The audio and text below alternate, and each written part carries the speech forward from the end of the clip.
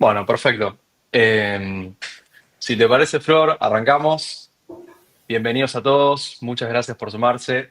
Mi nombre es Santos Barrios, soy uno de los fundadores y gerente comercial de LB Finanzas.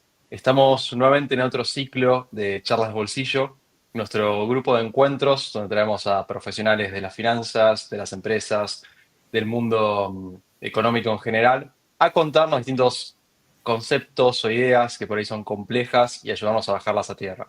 Hoy estamos con una persona que crea un contenido muy interesante que la venimos haciendo hace tiempo, que es Florencia Foz, que es contadora pública y asesora financiera matriculada en la Comisión Nacional de Valores, y va a venir a ayudarnos un poco a charlar de un tema que muchos de ustedes seguramente se están preguntando, que es cómo arranco a invertir, qué tengo que saber, qué es lo importante y qué cosas tengo que tener en cuenta que son claves como para no perder dinero en mi proceso o no tener ningún tipo de problema. Flor, ¿cómo estás? Bienvenida. Hola, muchas gracias. La verdad que súper agradecida de la oportunidad y es un placer para mí poder estar acá charlando con ustedes de temas que son súper interesantes como las finanzas, que particularmente me encanta y me encanta poder estar acá hablando de eso. Buenísimo. Flor, si querés, un poco para contar, buena parte del público seguramente te conoce y algunos claramente, digamos, vienen también de tu propio Instagram. Pero si querés contarnos un poco más, vos sos contadora, te dedicás a trabajar con clientes, asesorándonos un poco de cómo gestionar sus finanzas personales. ¿Querés contarnos un poco, bueno, de dónde venís, cómo es tu día a día, cómo es tu trabajo? Bien, sí, como vos bien decís, soy contadora pública. Ya después de un tiempo de estar trabajando en empresas y demás, decidí empezar a desenvolverme más por el lado de las finanzas, que fue un rubro que personalmente siempre me gustó. Así que empecé a estudiar por ese lado, empecé a ver cómo tenía que hacer para poder empezar a asesorar a personas. Ahí entendí que tenía que rendir un examen ante CNB para poder matricularme y poder justamente dar este asesoramiento a las personas. Y desde ahí empecé justamente con este Instagram a tener un poquito más de alcance. Las personas empezaban a preguntar si yo daba asesoramiento financiero. Así que avancé por ese lado. Mi día a día es empezar, si tengo asesorías, planifico la asesoría de ese momento, porque todo es 100% personalizado, es la manera en la que a mí me gusta asesorar a las personas. Estudio cada caso en particular, cuáles son los objetivos de cada persona, hacia dónde están yendo, qué es lo que quieren lograr, en cuánto tiempo, cuáles son los ingresos, cuáles son los gastos o las deudas que tienen. Y en base a todo eso, armo la cartera de inversiones o las recomendaciones particulares para cada uno de los clientes.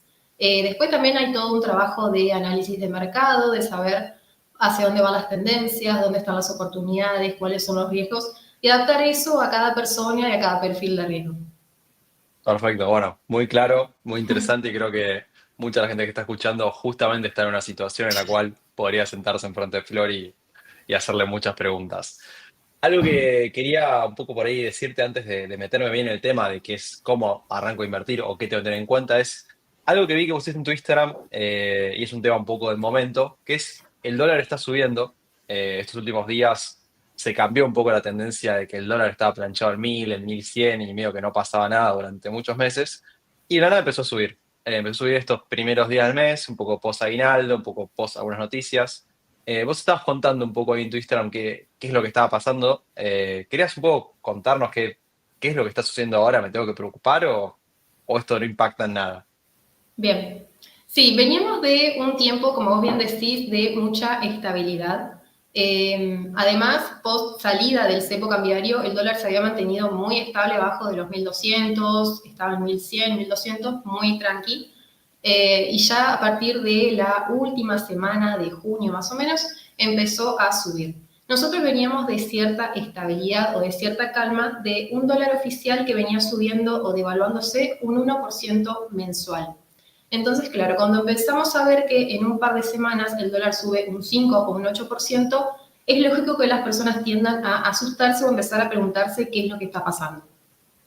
Lo primero que tenemos que entender es que el dólar flota hoy en día en bandas de flotación. Tenemos un mínimo y un máximo.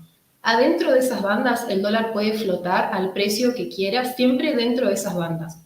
Hoy está flotando el dólar dentro de esas bandas, así que está todo bien y no habría por qué preocuparnos. Ni siquiera está ni en el mínimo ni en el máximo, está bastante al medio de la banda. Entonces podríamos decir que está flotando en un rango normal.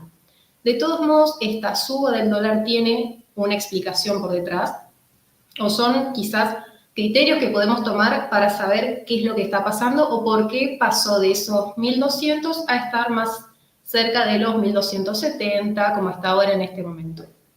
Una de las cuestiones que está influyendo esta suba del dólar es el tema de que las personas cobraron aguinaldo, hay más pesos dando vuelta en la economía y muchos de esos pesos se vuelcan a la compra de dólares. Las personas cuando cobran el aguinaldo lo que hacen es dolarizarse. Hay una mayor demanda de dólares.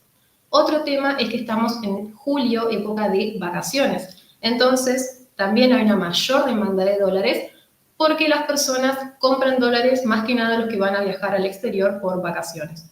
Podríamos decir entonces que es algo normal para esta época del año, aguinaldo y vacaciones. A esto le sumamos otro factor, que es que se termina la época de cosecha gruesa del campo. ¿Qué es esto? Cuando hay mayor cosecha de soja y de maíz que lleva a un mayor ingreso de dólares al mercado. Además, estamos teniendo un sistema de beneficios arancelarios para quienes liquidan este tipo de semillas. Al estar terminándose, al 30 de junio se terminaba ese incentivo para liquidar, significa que de julio en adelante va a haber menos oferta de dólares en el mercado. Al haber menos oferta, el precio sube.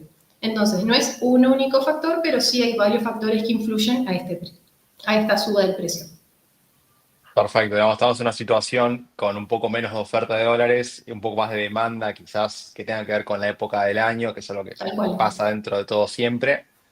Y bueno, creo que más que nada la sorpresa tiene que ver con que venimos acostumbrados a mucha estabilidad y ahora hay un poco de Tal cual. movimiento, pero tampoco es quizás extremo en ese sentido. Exacto. Perfecto, perfecto. Bueno, algo que creo que a todo el mundo más o menos le interesaba, así que estaba bueno para arrancar, pero para ya meternos bien en el tema del día, que es cómo arrancar a invertir de cero, quería traer un poco un caso real de una persona que puede llegar a estar entre el público y que me gusta por ahí ponerles como un poco de historia, que es, supongamos, no sé, que viene a verte un cliente nuevo y es, no sé, digamos, una médica que gana bien, tiene capacidad de ahorro, que ya es mucho, digamos, en la economía actual, pero que esta persona por ahí nunca estuvo en el mundo de las finanzas, no está mucho en tema y un poco por la costumbre propia y lo que le han dicho su familia, sus compañeros de trabajo, lo que hace es con los pesos que le sobran, no sé, le sobran, digamos, 500.000 pesos todos los meses, para decir algo, o 100.000 pesos o lo que sea, y con ese dinero compra dólares. Vos a esta persona, ¿qué le dirías con lo que está haciendo? ¿Es una buena idea comprar dólares como opción de inversión? ¿Es una inversión en sí? ¿O debería hacer algo más para estar bien financieramente? Bien, lo primero que tenemos que tener en cuenta es que simplemente comprar dólares no es inversión, sino que es una forma de ahorro, donde en vez de atesorar en pesos, estás atesorando en dólares. Esos dólares también pierden valor con el paso del tiempo. Obviamente van a perder valor a un ritmo menor que el peso, pero de todos modos también pierden valor. Entonces, para evitar eso, la recomendación es invertirlos. Como vos bien decís, una persona que gana bien, pero no tiene experiencia en inversiones. La recomendación sería empezar de una manera muy tranquila, enseñándole los distintos instrumentos de inversión, cuáles son los riesgos, para que entienda en dónde se está metiendo, pero empezar con inversiones de muy bajo riesgo para que no se asuste en caso de que haya alguna situación en el mercado imprevista. Entonces, empezamos de una manera muy tranquila con inversiones más bien conservadoras, no vamos a ir por inversiones muy arriesgadas, ni por acciones, ni demás, para que pueda ir entendiendo de a poquito cómo se desenvuelve o cómo funciona el mercado.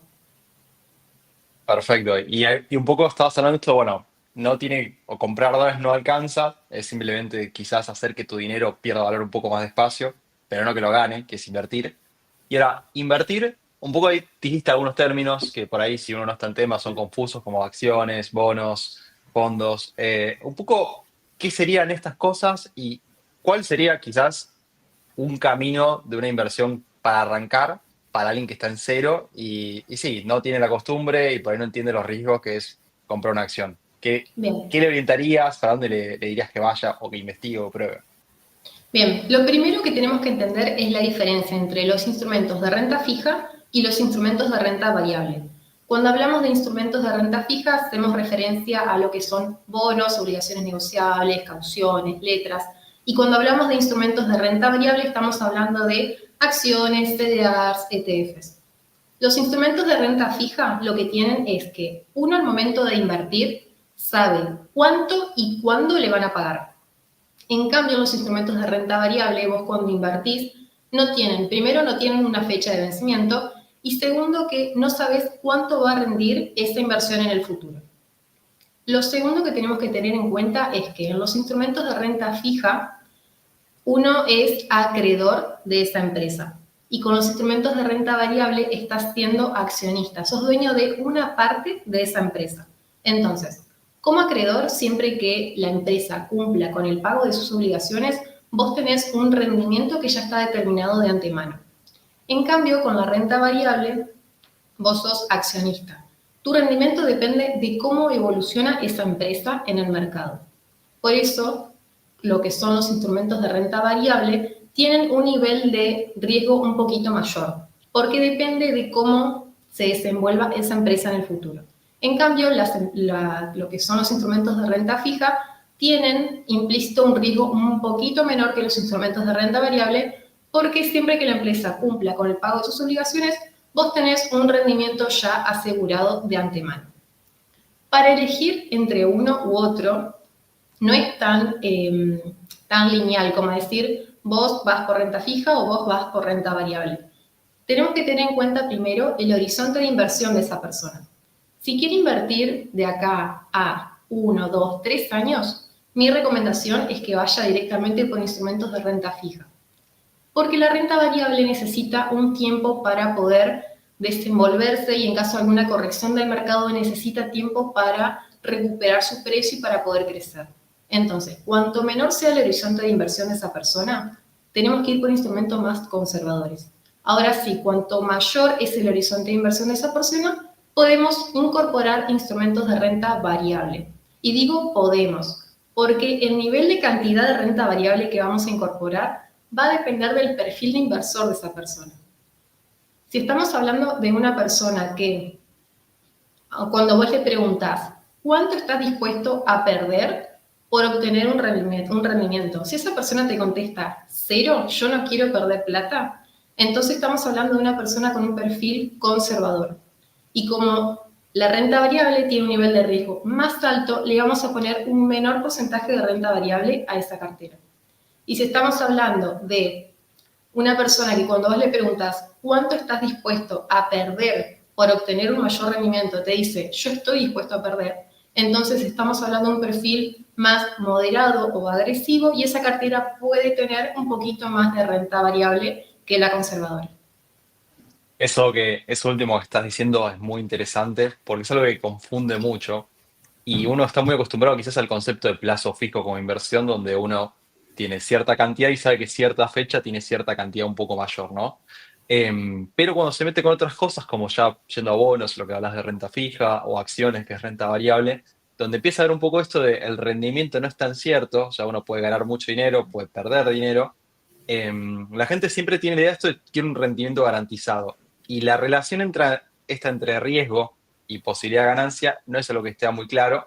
Y por eso también es que mucha gente cae en estafas, como esquemas piramidales o Tal similares. cual. ¿Podría, Flor, hablar un poco de esto de qué relación hay entre el riesgo y la posibilidad de ganar? Bien. Cuando uno quiere obtener un nivel de rendimiento muy alto, significa que el nivel de riesgo que estás asumiendo también es muy alto. Ahora, si una persona quiere obtener un riesgo muy bajito por su inversión porque no se anima a arriesgarse demasiado, tiene que entender que el rendimiento que puede obtener por esa inversión también es bajo. Entonces, no existe la inversión con riesgo bajo y rendimiento muy alto.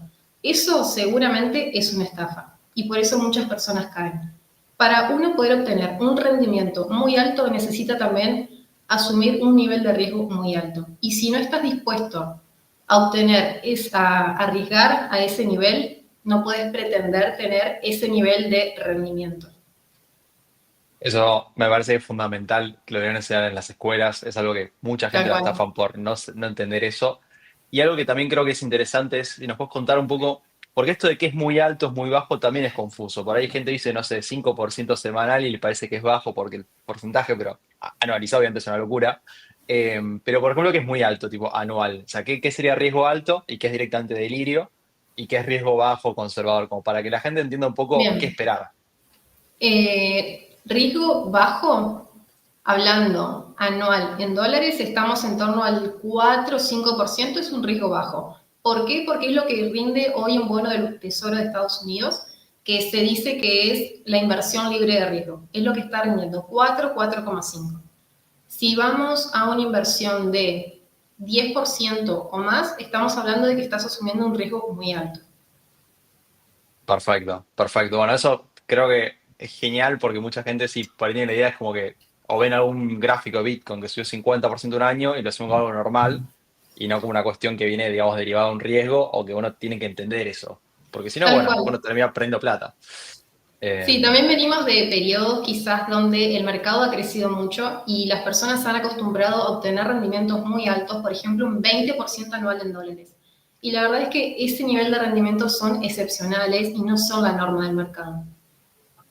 Perfecto. Y ahí volviendo un poco con lo que decías antes, que es esto bueno, del nivel de riesgo que tiene cada uno. Un poco hablaste que, bueno, depende del plazo. En corto plazo uno tiene que tener poco riesgo.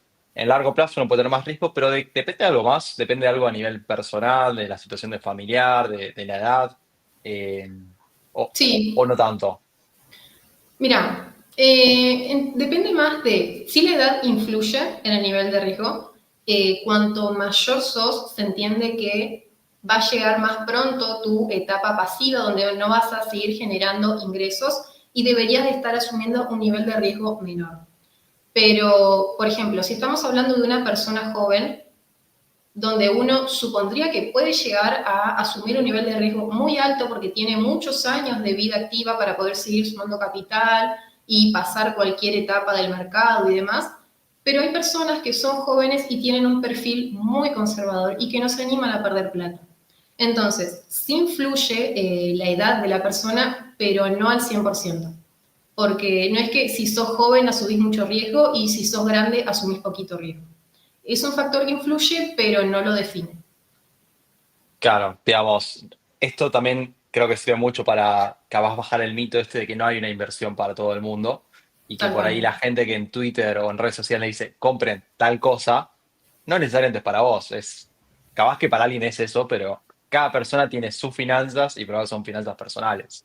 Tal cual. Em, Genial, genial. Entonces, bueno, tenemos como entonces distintas opciones de inversión y lo que le recomendamos a alguien va a depender un poco de lo que necesite.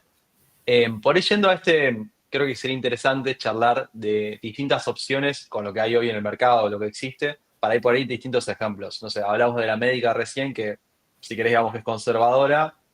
Vamos con otra persona, no sé, un chico ingeniero de sistemas que es programador, gana bien, tiene 20 años, tiene mucho tiempo para invertir y es muy arriesgado, ¿no? Y capaz pongamos en el medio, como para entender esas tres personas que más o menos en qué podrían invertir entre acciones y bonos, y un poco qué pueden esperar. O sea, qué puede esperar ganar esa persona o perder también, ¿no?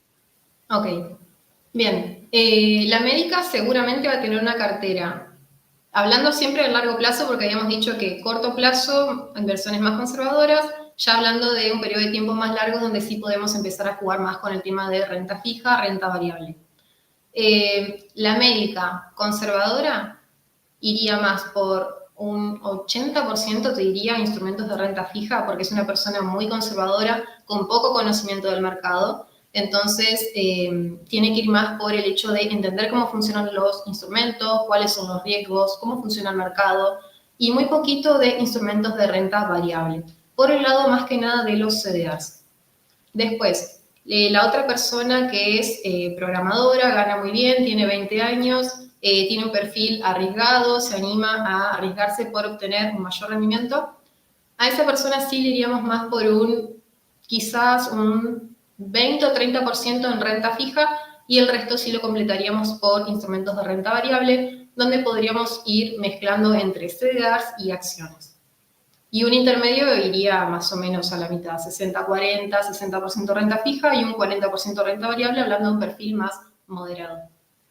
Perfecto. Y ahí un poco para bajar, no te digo que digas las acciones, obviamente, pero por ahí para bajar un poco más, la gente escucha bono y quizás se confunde y dice renta fija, ¿esto qué es? Em, digamos, uno tiene como esas tres ideas, ¿no? El conservar muchos bonos, el agresivo o no conservador, el más arriesgado, como le queramos decir, muchas acciones. Un poco cómo se baja la práctica, digamos, si uno quiere arrancar a invertir, más o menos qué debería comprar y cómo es un poco el proceso. Bien, lo primero que hay que entender es que siempre que hablamos de renta fija, si bien, como te decía, tiene implícito un nivel de riesgo más bajo, no es que existe la renta fija, todos los instrumentos de renta fija son conservadores. Por ejemplo, un bono argentino es renta fija, pero tiene implícito un nivel de riesgo muy alto, porque tenemos que analizar cuál es el emisor que está por detrás. Cuando estamos hablando de, por ejemplo, obligaciones negociables de empresas por ahí más conservadoras o empresas que sabemos que tienen la capacidad de pago para hacer frente al pago de sus deudas, estamos hablando de una renta fija más conservadora. Entonces, iría, por ejemplo, por lo que son, por el lado de la renta fija, obligaciones negociables directamente en dólares, que son las Pero que uno... perdón que te corté, ¿qué sería una obligación negociable? Bien, nosotros tenemos, por el lado de la renta fija, los dos grandes grupos serían bonos y obligaciones negociables. Cuando hablamos de bonos, estamos hablando de deuda emitida por el sector público. Y cuando hablamos de obligaciones negociables, es exactamente lo mismo, pero emitido por el sector privado. Perfecto, o sea que vos le estás prestando plata a una empresa o le Tal prestás plata a un cual, gobierno, digamos. Y hay tal distintas cual. empresas, algunas empresas son mejores y otras son peores. Y lo que estás Exacto. diciendo es que estás buscando prestarle plata a empresas de buena calidad, digamos, que tengan mucho dinero y que aseguren que van a pagar. Exacto. La empresa emisora, cuanto más segura sea, vos analizás el balance y podés saber que es muy probable que sea capaz de pagar sus deudas, el rendimiento de esa obligación negociable seguramente va a ser menor a otra empresa emisora que tenga más problemas o puedas proyectar que es más difícil que pueda hacer frente al pago de sus deudas.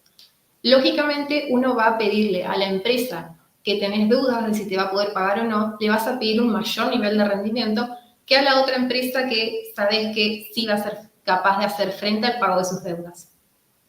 Perfecto, entonces, digamos, las personas más conservadoras, vos les darías o sea, prestarle dinero a empresas seguras en Tal cual. Argentina, que pagan más o menos qué tasas de ese tipo de empresas hoy.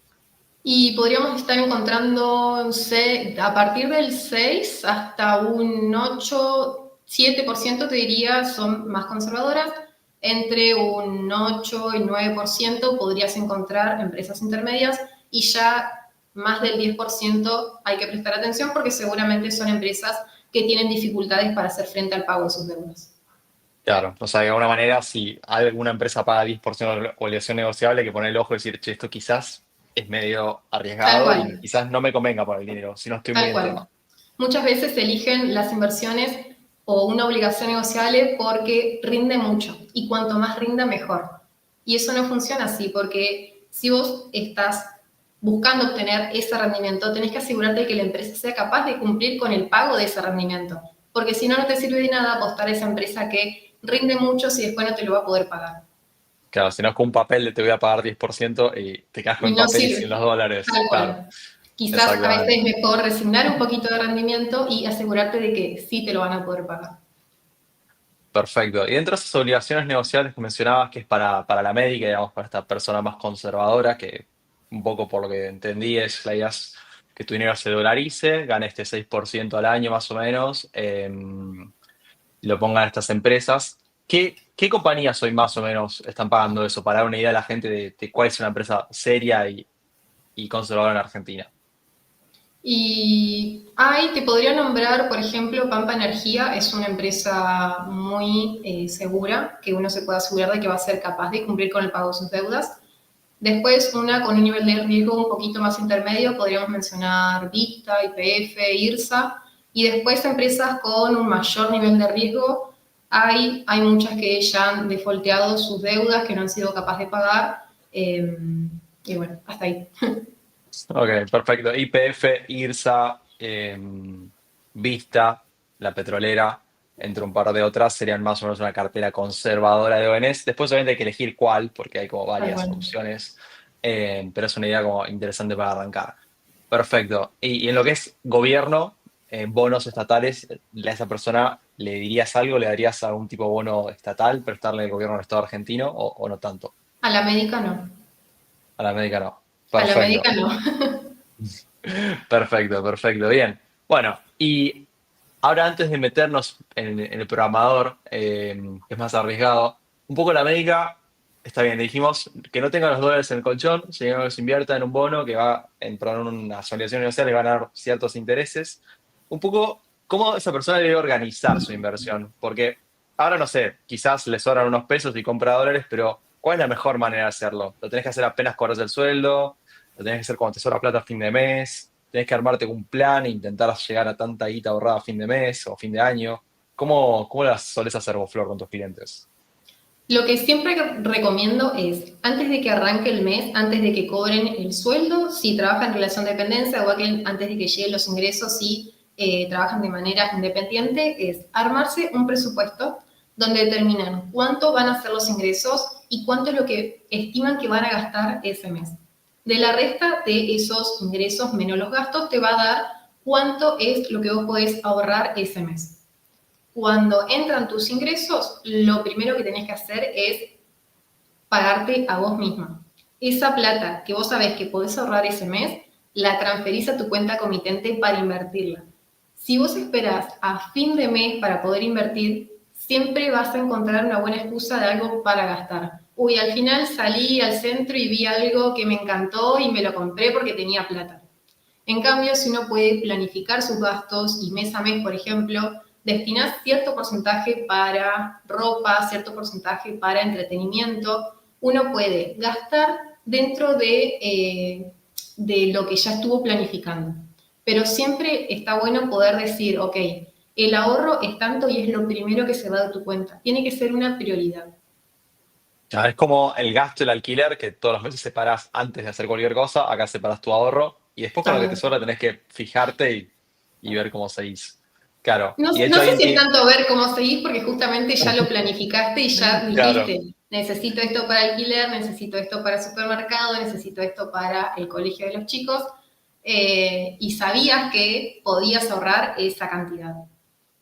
claro, es más que nada para evitar que los gastos del día a día, los cafés que Tal compraste en el cual. paso, se vayan comiendo, digamos, toda tu plata. Y ahí, algo que imagino que es capaz que un tema que te deben preguntar mucho, este momento del aguinaldo, donde capaz que algunas personas de la audiencia cobraron y tienes ahí plata ahí dando vueltas sin saber bien qué hacer, es como una muy buena oportunidad para arrancar a invertir, ¿o no?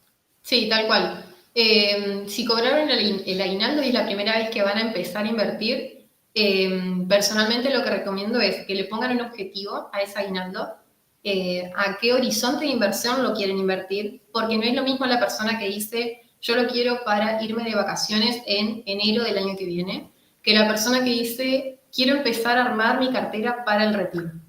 Estamos hablando de dos horizontes de inversión completamente distintos con recomendaciones 100% diferentes. Perfecto, perfecto. Y ya por ahí cerrando este caso, digamos, de la médica que le dijimos, bueno, más o menos cómo manejarse con la plata todos los meses, más o menos en dónde ponerlo. Después, si quieren ir más al detalle, habrá que verlo en el caso particular de cada uno. ¿Qué es lo que esta persona puede esperar que cambie en su vida empezando a invertir versus lo que hace ahora? O sea, hoy ya tiene ciertos dólares que ha juntado todos los meses, que capaz que los tiene en un cajón, en la casa, bajo la cama, lo que sea. Ahora empezó a poner su dinero en obligaciones negociables o quizás, si es más arriesgado, lo empezó a poner en alguna que otra acción. ¿Qué cambia o cómo se va a ver de acá a 5 años o a 10 años haciendo este nuevo hábito de invertir, respecto a lo que hace ahora si simplemente acumula dólares? Bien, cuando uno simplemente junta dólares abajo del colchón, claramente lo único que vas a encontrar es lo mismo, pero quizás con un poquito más de polvo. En cambio, si vos empezás a invertir a largo plazo, todos los cupones o bonos que vas cobrando, las rentas que vas cobrando de las inversiones que vas haciendo, la vas reinvirtiendo, seguramente vas a ver un capital mucho mayor que si simplemente lo hubieses tenido guardado abajo del colchón. Para esto está muy bueno una calculadora de interés compuesto que te permite calcular en base a la inversión inicial que vos haces más la cantidad de sueldo o de parte de tus ahorros que puedas ir incorporando todos los meses, pones una tasa de interés que podés obtener, por ejemplo, una tasa muy conservadora, un 6% anual, te permite saber cuánto capital vas a tener al final de un periodo de tiempo. Entonces, está muy bueno para que las personas entiendan cuánto obtendrías si vos no invertís y cuánto podrías obtener invirtiendo. Eso creo que está buenísimo y lo que más te hace el clic en la cabeza es cuando ves el número y decís, che, es la diferencia, no son 2 pesos, porque uno por ahí dice, che, 6% al año, ahorré 100.000 pesos, no es No hay tanto, pero nada. cuando se junta, viste, es mucho. ¿Tenés, Flor, de casualidad a mano para mostrarnos un ejemplo y decirme un número? Ponele $100 al mes, para decirte un número rápido, durante 5 años versus lo A ver, mismo invirtiendo. No sé si tenés a mano la calculadora, si no lo hacemos después, pero ahí lo por ahí puede hago. estar bueno. Inversión inicial empezamos con cero. Y todos los meses, $100 me dijiste. Sí. ¿En cuántos Por, años? no sé, en 5 o 10, lo que vos te parezca. 10 años. Tasa de interés, vamos a poner un 7. Ahí calculamos. Mira, si no lo invertís, simplemente ahorrás, podrías tener $12.000. O sea, si vos todos los meses ahorrás $100 durante 10 años, al cabo de esos 10 años vas a tener $12.000. Ahora, si vos los invertís a una tasa de aproximadamente un 7% anual, con una reinversión de todos los cupones y los intereses que vas cobrando, podrías obtener $16.500. O O sea, sea, pasás de una. Sí, cuatro mil cambiás quinientos un dólares más. auto 4.500 Sí, dólares más, que es bastante plata, y pasás de, no sé, un auto 2000, no sé, 2015 a un auto 2020 que vas, para ponerlo en términos prácticos si de lo querés cosas que ver puedes así, sí, comprar. tal cual. Y eso, obviamente, mientras más grande es la contribución de plata, la diferencia es cada vez más grande. O sea, perdón, me dijiste 12.000 contra 16.000. Contra 16.500, sí. Y cuanto más años pasen, mayor es la diferencia. Por ejemplo, si hablamos de un horizonte de inversión de 20 años, si tenés el hábito de hacerlo todos los meses, estamos hablando de que si simplemente a lo largo de esos 20 años los vas guardando abajo del colchón, podrías obtener $24.000. Pero si vos lo invertís a esa tasa del 7% anual, que es una tasa súper... que no estamos hablando de una tasa que es imposible obtener, sino que es súper viable poder obtener al año, obtendrías casi $50.000, 49.100, Claro, más del doble. más del doble. Claro, y eso arrancando con cero. Digamos, si ustedes capaz que arrancan ya con a un ahorro que tenían, como el caso de la médica, que solo tienen algunos dólares abajo del Tal cual. colchón, el número cambia un montón. Yo creo que esto de poner en números lo que uno puede obtener a partir de invertir es algo que es lo que termina de cerrar, porque si no parecen números chiquitos, 5%, Tal 4%, cual. no parece que te va a cambiar la vida, Es pero verdad. después es la diferencia entre quizás comprarte 24.000 dólares, capaz que son un auto cerca de 0 kilómetros o con muy poco uso, versus comprarte capaz que un departamento Tal o un cual. pozo. Sí, Así que sí. eso realmente te cambia la vida, no es simplemente un numerito por ahí dando vuelta. Eh, Genial, genial. Y ahí un poco, Flor, me gustó este ejemplo en vivo. ¿Hay una página o algo que la gente puede usar para hacer esta cuenta? Sí, simplemente poniendo calculadora de interés compuesto en internet ya te aparece. Mira, ahí lo busco. Si tenés el link, lo cuelgo acá si la gente Dale, puede usarlo. Eh, ahí te lo paso. Buenísimo. Eh, Ahí va. Perfecto. Genial. Ahí lo cuelgo por el chat, así cualquiera puede usarlo y probarlo y poner sus ahorros personales y su ahorro mensual y todo y hacer una cuenta como prefiera.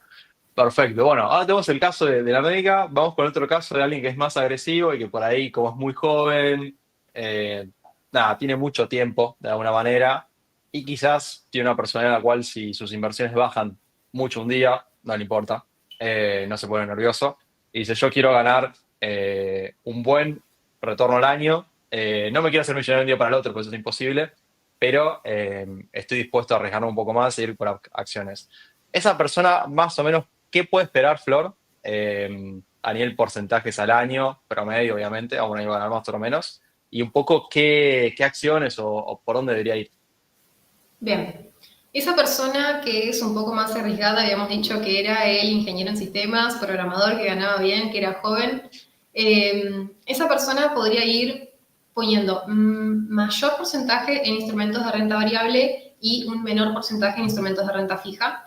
De todos modos, no le haría una cartera 100% renta variable. Me parece importante poder tener una parte en renta fija que permita actuar como refugio en caso de correcciones muy fuertes del mercado, como las que ya tuvimos ahora en abril, tener una parte que permita suavizar esa caída y que no esté expuesta el 100% de la cartera de esa persona, sino poder tener por lo menos un 20, un 30% de instrumentos de renta fija que te permitan pasar estos periodos de volatilidad del mercado. Otra cosa que me parece súper importante que debería tener esta persona en su cartera es liquidez, para poder justamente cuando hay oportunidades en el mercado, poder salir y aprovechar esas oportunidades. Por lo menos, ¿Qué sería liquidez? Perdón. bien, tener liquidez significa tener dinero que vos no tenés invertido a largo plazo. Personalmente sería, por ejemplo, dólares en un fondo común de inversión, money market, que son de disponibilidad inmediata. La liquidez es ese dinero que vos podés utilizar para aprovechar oportunidades del mercado. No lo tenés invertido a largo plazo, sino lo que tenés ahí, disponible para poder, por ejemplo, hubo una corrección en el mercado o hay una empresa que por algún motivo externo a la empresa ves que está bajando su precio y podés aprovechar y comprar más cantidad de acciones de esa empresa para poder promediar un mejor precio de compra. Perfecto, es como para comprar con un descuento express que hay una empresa por algún motivo de los aleatorios que pasan en el mercado, digamos. Tal Es un cual. poco para eso. Perfecto. Perfecto, te interrumpí, me estás diciendo que tenía que tener la persona en la cartera. Liquidez, Bien, sí. algunos bonos y... Renta fija, liquidez y después sí completamos con renta variable. Y acá podemos ir por distintos sectores, quizás un poquito más arriesgados que los sectores que uno le recomendaría a un perfil conservador.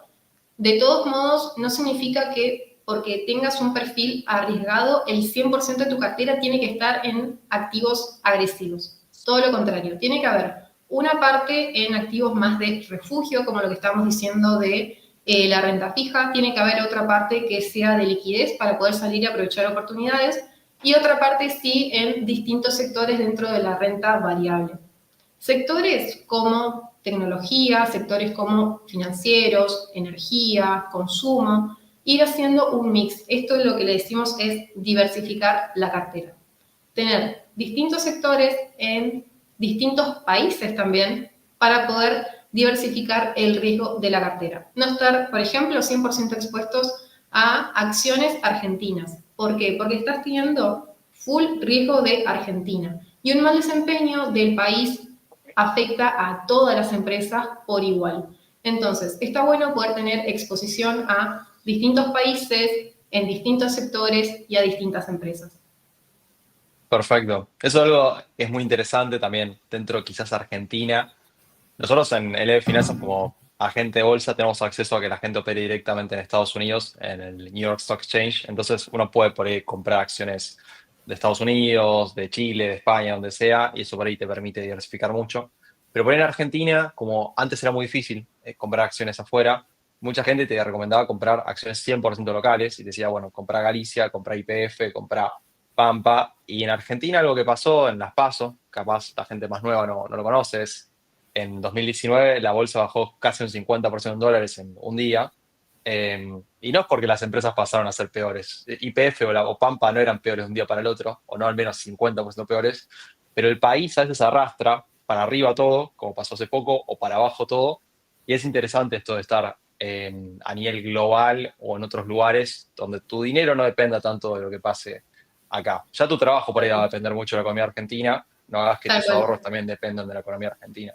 exactamente. Eh, y ahí, Flor, cuando hablas a nivel global de diversificar, uno por ahí dice, bueno, está muy lindo. Yo a Galicia lo conozco de nombre porque veo los bancos de color naranja en la calle, o YPF o lo que sea, pero empresas internacionales por ahí no es tan fácil. O sea, a esa gente, ¿qué les decís que compre como para estar afuera y estar más seguro?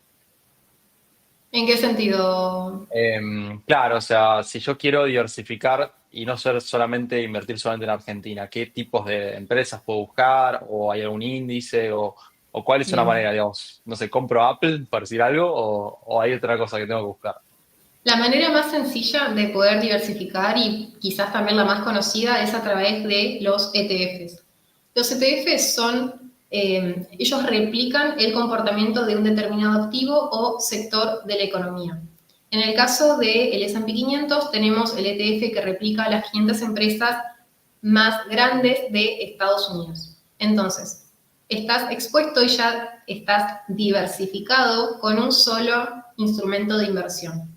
Eso es por ahí la recomendación para poder invertir en el exterior y ya estar diversificado. También tenemos otros ETFs que replican, por ejemplo, el comportamiento de empresas chinas, empresas de Japón, empresas de Brasil, y ya solamente con un ETF estás pudiendo diversificarte en distintos países. Claro, o sea, con una sola compra, digamos, es como un pack de acciones de afuera, digamos, de alguna manera. Tal cual. Para tener un Y en ejemplo, vez no sé. de, justamente cuando uno recién empieza, que es más difícil poder elegir una sola empresa, por ejemplo, me decías, ¿qué hago? ¿Compro Apple? Si tenés el S&P 500, ya tenés. ¿Qué hago? ¿Compro Nvidia? Si tenés el S&P 500, ya tenés. ¿Qué hago? ¿Compro una empresa de Japón? Si tenés el ETF de Japón, ya estás. Claro, que eso está muy bueno porque de alguna manera casi todas las empresas que están en el SP500 son nombres muy conocidos. O sea, van a su baño y se fijan las marcas del shampoo, las marcas de cualquier cosa, están en el SP500. Van a la cocina y Tal cual. buscan comida, están en el Está.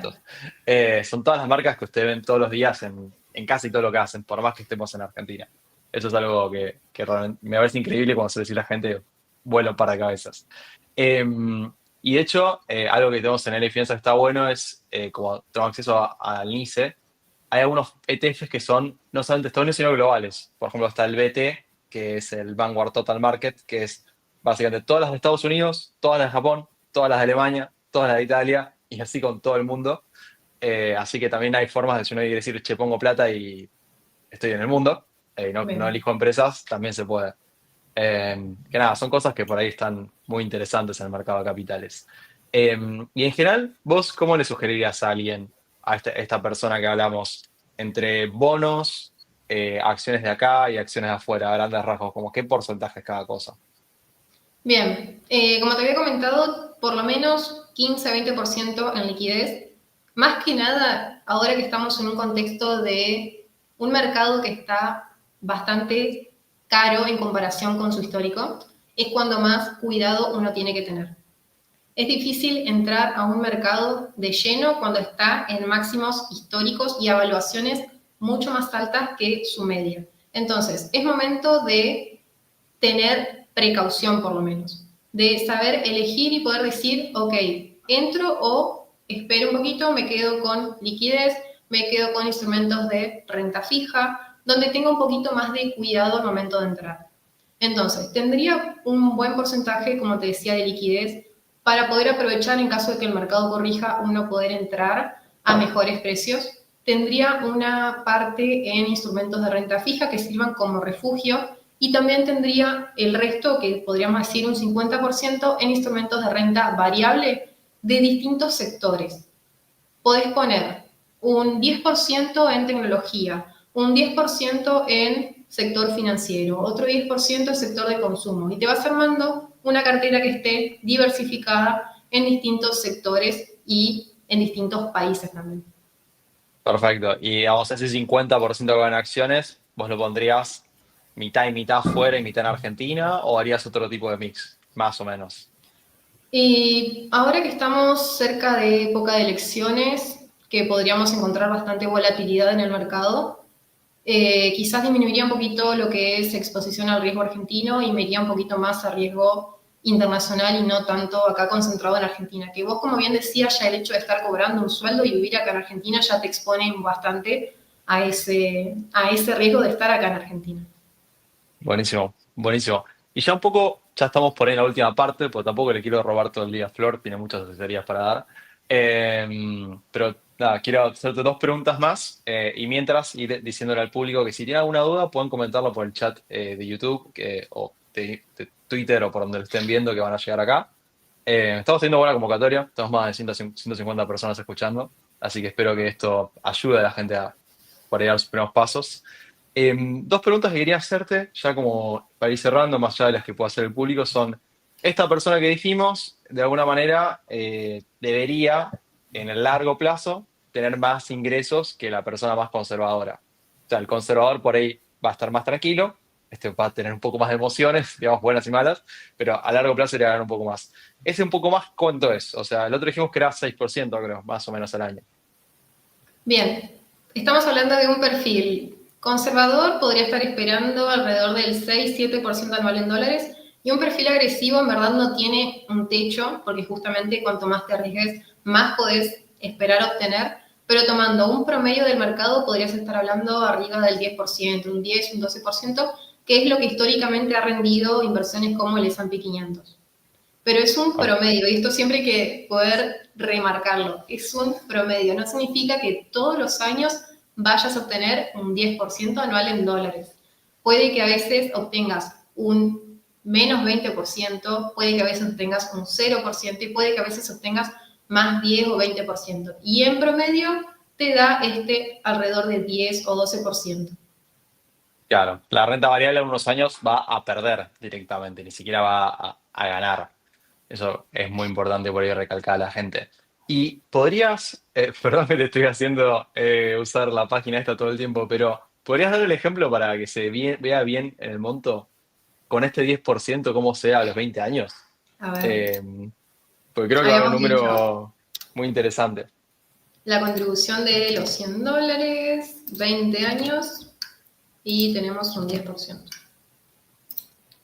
Nos da, sí, habíamos dicho que el conservador con una tasa del 7 nos daba $49.000, el arriesgado nos da unos casi $70.000, Claro, 68.700. Hay una claro, diferencia de casi $30.000, sí. claro, de 24.000, de juntar como los dólares, como dice Franchella, digo, taca, taca uno arriba al otro, a, sí, ahí ya es un depto, setenta Sí, mil sí, dólares o no sé, un auto de lujo, lo que quieran comprar ustedes, pero ya hay una diferencia muy grande. Así que bastante, bueno, sí. eso creo que está bueno para poder visualizar las cosas. Bien, y nada, una última pregunta que por ahí quería hacer es, que creo que puede ser interesante, es, de tu lado, ¿cuál es por ahí que vos interactuás con mucha gente que está queriendo invertir y por esta situación de, che, tengo un ahorro, pero no entiendo nada, ayúdame? ¿Cuál es capaz que el error más común que ves de esta gente cuando por ahí intentó hacerlo por su cuenta? ¿Y cuál es el consejo que les solés dar para corregirlo y evitar que tengan problemas? Bien. No sé si hay uno solo, sino que por ahí se repiten varios errores, pero principalmente es el tema de la diversificación. Uno siempre habla de que está bueno diversificar la cartera para no estar muy expuestos en ningún país, ni en ningún sector, ni en ningún activo en particular, sino poder tener exposición a distintos sectores o a distintas empresas. Pero siempre llega el punto de la sobrediversificación, de carteras que tienen muchísima cantidad de activos, más de 30, 40 activos en una sola cartera. Y esto es un error muy común, quizás por el hecho de que uno siempre dice o se predica, hay que diversificar. Entonces las personas terminan con carteras con muchísimos activos, más de 30, 40, y eso realmente es mucho porque se dificulta mucho el seguimiento de esa cartera. Piensen que quizás tenés que estar viendo el balance de cada una de esas 30 o 40 empresas, cómo se desenvuelve, cuáles son las perspectivas, cómo viene la empresa, qué es lo que está pasando, y se hace realmente imposible poder hacer un seguimiento de cerca de cada una de esas empresas. Entonces, si bien está bueno diversificar, como decimos, y poder tener exposición a distintos sectores, distintos países, distintas empresas, tampoco caer en el hecho de tener una cartera tan grande que se hace tan difícil de poder hacerle un seguimiento adecuado. Después, otro es el hecho de tener, justamente cuando se tiene tanta cantidad de activos en una cartera, hay activos que tienen una ponderación muy chiquitita dentro de la cartera. Por ejemplo, un 0,5% de la cartera total en una inversión. La verdad es que tener activos que tengan una ponderación tan chiquitita lo único que hace es sumarte dificultad en el control, porque en verdad si a la empresa le va bien, vos no lo vas a sentir en tu cartera de inversiones, si a la empresa le va mal, tampoco lo vas a estar sintiendo, y lo único que te está haciendo es generar dificultad para el seguimiento. Claro, para el seguimiento y para todos los meses invertir, porque de hacer 2 clics o 3 clics tenés que hacer 50 te vas a tal olvidar de cual. algunos y terminás con, si invertís, capaz que la primera vez que tenías ahorros, cuál es el monto más importante, pero si puedes invertir 100.000 pesos, capaz que terminás el 0,5, que son, no sé, 5.000 pesos, creo, no menos, 500 pesos, terminás comprando una acción, por lo cual sí, capaz que no tiene mucho sentido y te terminás complicando más de lo que ganás. Perfecto, perfecto. Bueno, creo que eso es una buena idea. Y por una última pregunta, pero creo que hay muchas cosas interesantes. Este tema creo que se habla muy poco y falta. Y creo que un poco lo relaciono con lo que te dedicas en el día a día, Flor. Una persona, de nuevo, este caso de alguien que le recomendaste ahora que no suele diversifique, que es una persona que está arrancando, es la médica, o es el programador, o son ambos. Trabajar con un asesor financiero para una persona normal, para alguien que no es un millonario, que creo que para esto por los estereotipos, ¿tiene sentido? O sea, ¿sirve para algo? ¿Qué puede obtener alguien de trabajar con un asesor financiero y sentarse y digamos, hablar una hora con vos u otro profesional? Bien. Justamente es el hecho de que una persona que tiene ya su profesión, es médico, es programador, todos tienen su tiempo dedicado a lo que hacen en el día a día. El tener un asesor te permite poder, en cierto modo, desligarte de estar constantemente siguiendo el mercado y poder evitar todos estos errores, que cometer un error es plata, es perder tiempo y dinero. Y teniendo un asesor que te pueda guiar hacia dónde deberías ir tomando tus decisiones o cómo deberías armar tu cartera de inversiones, implica que no cometas estos errores, por ejemplo, de tener un 40% de tu cartera en una sola inversión, o evitar el error de tener un 0,5% en una inversión, o cometer el error de tener 40 activos en tu cartera de inversiones porque no sabías elegir cuál inversión era la mejor para tu cartera. También evitas los errores de, por ejemplo, quiero invertir de acá a mis vacaciones de enero, que son de mis vacaciones que son en enero del año que viene. Y quizás estás comprando acciones argentinas para esas vacaciones porque querías invertir. Y eso es un error muy grave que quizás por desconocimiento, obviamente, las personas lo terminan haciendo. Entonces, tener el acompañamiento de un asesor te permite poder evitar todos estos errores y que esos errores se traduzcan en dinero. Ese dinero que a uno tanto le cuesta poder obtener, y la idea es poder cuidarlo y darle el mejor uso posible. Perfecto. Bueno, clarísimo, como cuando tienen un problema de salud van a un médico en vez de preguntarle a ChatGPT, aunque quizás lo hagan, pero por lo general van a un médico.